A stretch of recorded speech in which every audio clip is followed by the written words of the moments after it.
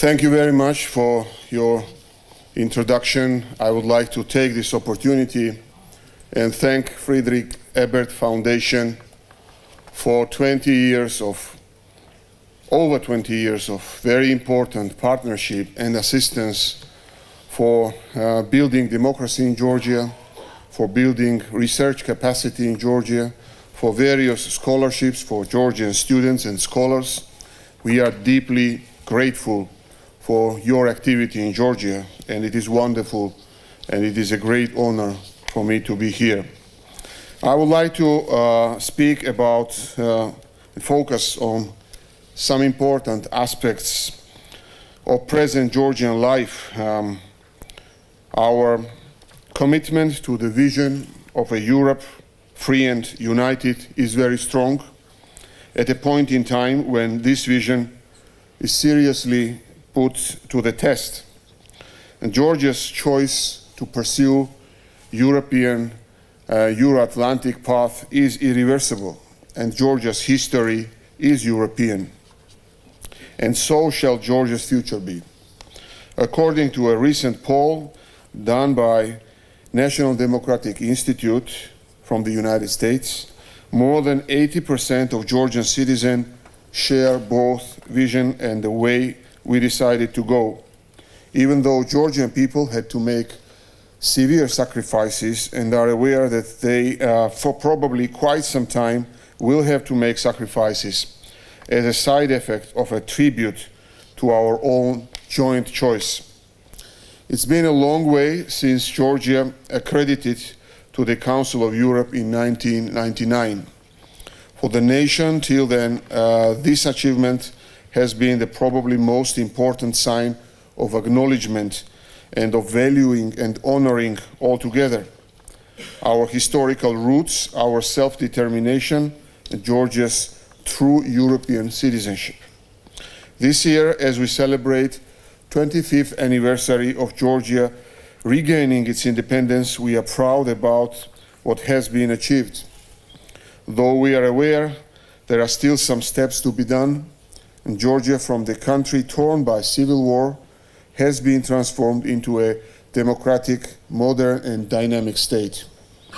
After a decade of transition, we find ourselves in the phase of consolidation in various fields, politically, socially, and economically.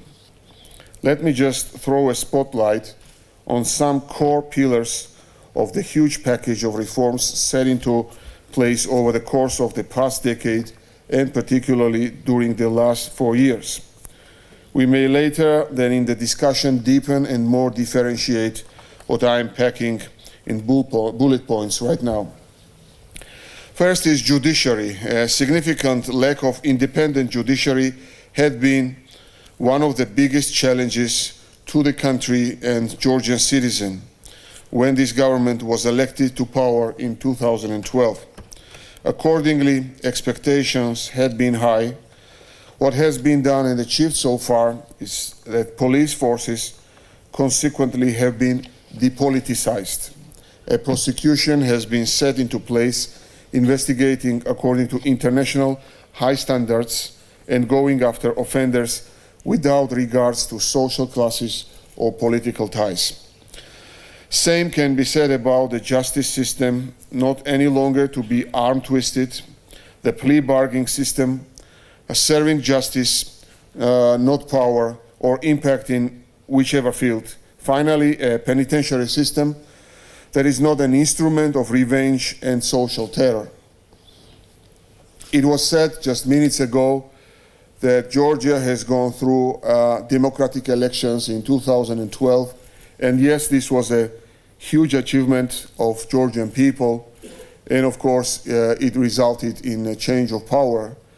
But I would say that democratic elections were held in presidential elections and local elections following the parliamentary elections of 2012, and unfortunately not all standards of free and fair elections were shown during the pre-election period in 2012, and we had enormous pressure over business and members of our society And of course, this stays in the past, and we are committed to show great progress during the October elections of this year. On human rights area, human rights as a term means a wide span of tasks for our government, especially in a country coming from decades in boundaries and just developing its self-understanding as a free and democratic society. Painful lacks of human rights, having become obvious under the previous government, had been another clear reason for the people to go and vote for an alternative in autumn 2012.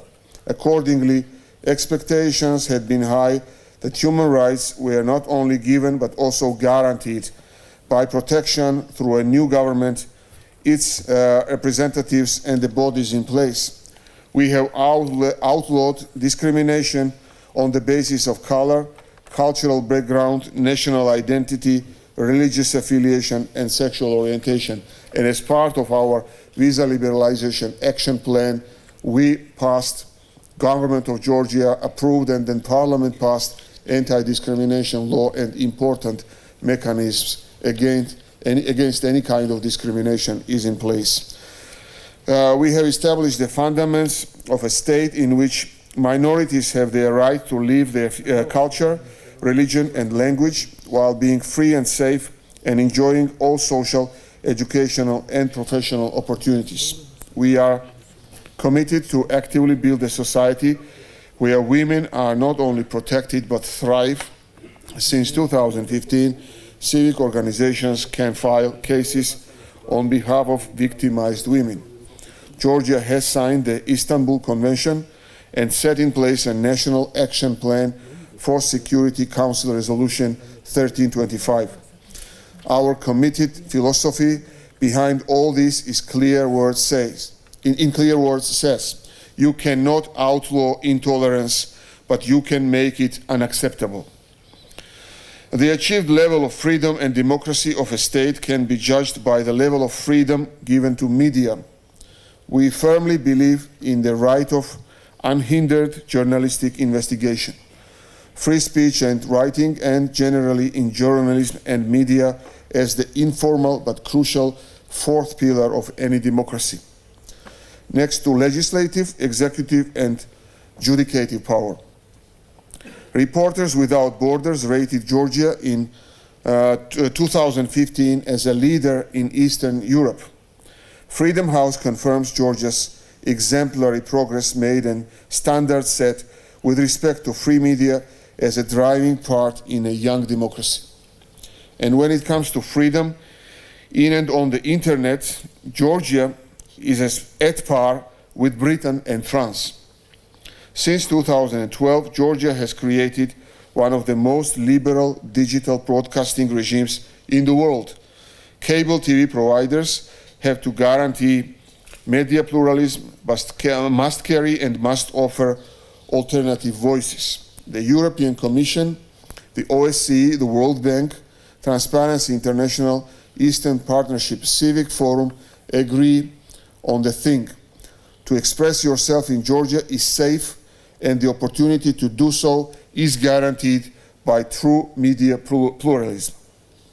Now on elections, the commitment to freedom of expression will particularly be crucial this year due to upcoming parliamentary elections in October. Since 2012, Georgia has delivered free and fair elections in the entire political playing field, from local to presidential. Both government and citizen eagerly anticipate PASE monitoring this year, as we all wish to make the elections in 2016 the most transparent, fair and level playing field the country has held to date. I personally invite you to be there when we celebrate the results of these elections. Whatever the result may be, it shall first and foremost be a win for democracy. Of course, we have our own forecast for these elections. Now, this is in a nutshell, and by putting just a spotlight on some fields of key importance, showing how this Georgia turned from past to present, mostly due to the reforms set in place within the past 4 years. However, Manifolded are the challenges ahead of us, and unquestioned as priority will be the aim of long-term sustainable development and inclusive growth for Georgian citizens. Therefore, the government of Georgia has adopted a 4-point reform agenda. Firstly, economic development reforms, which include further lightening of existing tax burdens. Secondly, education system reform, targeting to maximize quality of teaching in secondary schools and higher and also professional education oriented on bridging the gap between profession supply and demand. And I should proudly say that several hours ago, our Minister of Education signed a memorandum of cooperation with the Ministry of Education of Germany on partnership under the German dual professional education model for Georgia, which I believe will lay a ground for very good cooperation and will directly benefit to decreasing unemployment in Georgia. And thirdly, infrastructure service development to build east-west and south-north corridors, and our aim is to utilize Georgia's potential as Silk Road country between Europe and Asia, as well as its massive touristic potential. I had an opportunity to discuss this issue with Chancellor Merkel during our meeting this afternoon after her visit to China, how important is to bring cross-border, to advance cross-border cooperation along the Silk Road, and Georgia can play an important role in this very important project as a connector country between Europe and Asia. And fourthly, open governance. Among others, our plan is to further increase the involvement of the private sector in legislative process, also to further improve and modernize public service provision. Yet we have introduced single window principle for all government services. Ladies and gentlemen, what I have given you is a glimpse of what has been done by the Georgian government and what is being supported, strongly supported by the vast majority of all Georgians. There's a lot more to be mentioned, as I haven't spoken about the developments in the wider field of economy with, for example, more than 300 German companies holding subsidiaries, investing and doing business in our country, but I believe the potential is much higher. I haven't talked about the efforts in the field of education, particularly on improvements in the field of professional education, and we can speak an hour about the opportunities, especially in this field, since we still produce unemployed people with our education system, having a huge gap between the demand of the labor market and professions supplied by the higher education system in Georgia. So we need to bridge this gap through this cooperation with German Ministry of Education and also with different NGOs in Germany. And last but not least, I haven't mentioned Georgia's commitment to a closer and deeper partnership with NATO, to whose increasingly ambitious tasks Georgia is already contributing quite substantially. As you may or may not be aware, Georgia will, with actually nearly 900 soldiers stationed in Afghanistan, is contributing with the second biggest force after the United States to NATO's resolute support mission in that region. We are trying to create more stability in Georgia following peaceful regional policy within our immediate neighborhood. And here I should mention that Georgia, since regaining its independence in 1991, has established close and solid relationships, even friendship, to each and every of its neighbors. Also, since this government came into place in autumn 2012, Georgia is determined in putting ongoing substantial efforts targeting to normalize its relationship with Russia as much as possible, given the still strained situation regarding the occupied territories. Already in the very first days of this government, in November 2012, then being Prime Minister Bidzina Ivanishvili appointed one of the most experienced and acknowledged diplomats, former Georgian ambassador to Russia, Mr. Zurab Abashidze as special envoy for relations with Russia and asked him to establish regular bilateral consultations independently from the so-called Geneva International Discussions format held to address the consequences of the conflict in 2008. Again, I can assure you our interest always was and still is a quite different one. The interest of the Georgian government is to at least achieve an atmosphere that allows factual meetings and to the purpose conversations about the conflict, which unfortunately in the years between 2008 and 12 was heated up for several times and always then with severe consequences for the people who already suffered enough.